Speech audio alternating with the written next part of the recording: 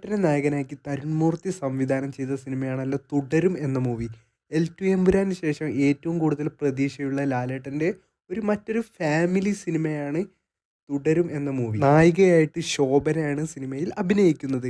സിനിമയുടെ പോസ്റ്റർ ആയാലും സിനിമയുടെ സോങ് ആയാലും എല്ലാം പഴയ ലാലേട്ടൻ്റെ പടം കാണുന്ന ഒരു ഫീലാണ് സിനിമയുടെ പോസ്റ്റർ ആയാലും അതേപോലെ തന്നെ സോങ് ആയാലും എല്ലാത്തിനും വന്നിരിക്കുന്നത്. സിനിമയുടെ ഏറ്റവും പുതിയ അപ്ഡേറ്റ് എന്താണെന്ന് വെച്ചാൽ സിനിമയുടെ ട്രെയിലർ നാളെ രാവിലെ 10 മണിക്ക് റിലീസ് ചെയ്യും എന്നാണ്. കാത്തിരിക്കാൻ ലാലേട്ടൻ്റെ ഏറ്റവും പുതിയ സിനിമയുടെ ട്രെയിലറിന് വേണ്ടി. ഈ 2025 കൈ നിറയെ സിനിമകളാണ് ലാലേട്ടനുള്ളത്. ഈ 2025 ലാലേട്ടൻ്റെ വർഷമായി മാറുമോ ഇല്ലയോ നമുക്ക് കാത്തിരുന്ന് കാണാം. ലാലേട്ടൻ നായകനാക്കി പൃഥ്വിരാജ് സുകുമാരൻ സംവിധാനം ചെയ്ത സിനിമയാണല്ലോ L2 എമ്പുരാൻ. സിനിമയുടെ ഏറ്റവും പുതിയ നേട്ടങ്ങളാണ് ഈ വീഡിയോയിൽ നമ്മൾ നോക്കാൻ പോകുന്നത്. സിനിമയുടെ കേരള പ്രീ സെയിൽ കളക്ഷൻ ഇപ്പോൾ ഇത് അപ്ഡേറ്റ് ആക്കപ്പെട്ടിരിക്കുകയാണ്. 10,60,00,000 എന്ന മാന്ത്രിക സംഖ്യയിലേക്ക് സിനിമയുടെ കേരള പ്രീ സെയിൽ എത്തിയിരിക്കുകയാണ്.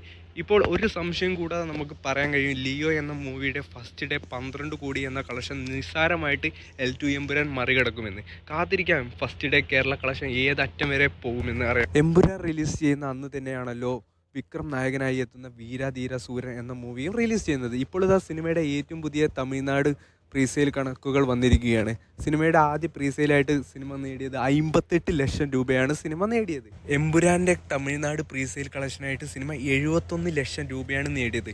ഒരു തമിഴ് നടനാണ് വിക്രം, അതേപോലെ തന്നെ തമിഴിലെ വലിയൊരു സിനിമയാണ് വീരധീര സൂരൻ. എന്നിട്ടും അവിടെ മുന്നിൽ നിൽക്കുന്നത് L2 എമ്പുരാനാണ്. അപ്പോൾ നമുക്ക് മനസ്സിലാക്കാമല്ലോ ലാലേട്ടൻ്റെയും അതേപോലെ തന്നെ L2 എമ്പുരാൻ സിനിമയുടെയും റേഞ്ച് ഏത് ലെവലിലാണ് എന്ന്.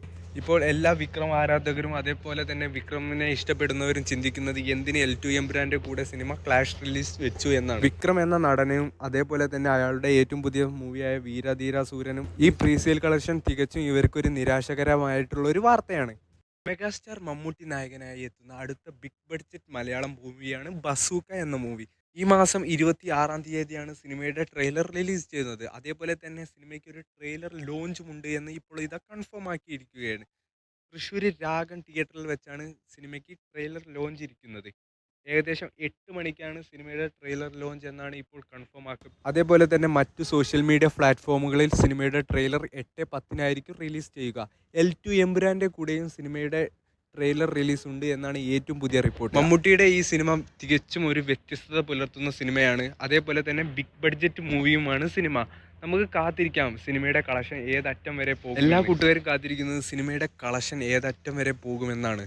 സിനിമയ്ക്ക് പോസിറ്റീവാണ് എന്നുണ്ടെങ്കിൽ ഒരു 100 കോടിയെങ്കിലും കളക്ഷൻ കിട്ടണം സിനിമയുടെ ഈ റേഞ്ച് വെച്ചിട്ട്. കാത്തിരിക്കാം ഏപ്രിൽ 10-ാം തീയതി എത്തുന്ന മമ്മൂട്ടിയുടെ സിനിമയ്ക്ക് വേണ്ടി.